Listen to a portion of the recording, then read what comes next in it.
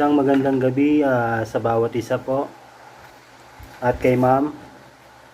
Ang aking pong product review ay isang bagay na ginagamit natin ng bawat isa. At ito ay madalas gamitin lalo na pag bagong ligo ka.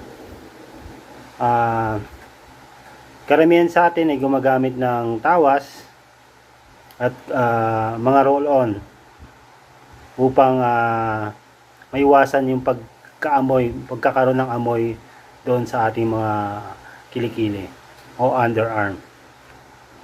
Ang aking pong product review ay ito po yung madalas kong ginagamit at ang kanyang tatak ay Milku Roll-On Deodorant. Guys, share ko lang sinubukan ko tong Milku Roll-On na nabili ko sa Mercury Drug at solid siya. Walang kati, walang hapdi, kahit bagong ahit. Sobrang bango at presko kahit buong araw ka sa labas.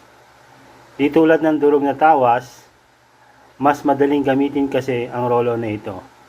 Kasi yung durog na tawas, mas madaling masugatan tayo at mahapdi.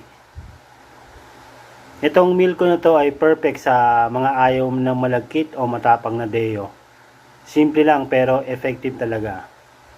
Kung naghahanap ka ng natural at hassle-free na deodorant, try mo to. Swak sa budget at sa lifestyle mo. Yun lamang po at maraming salamat po.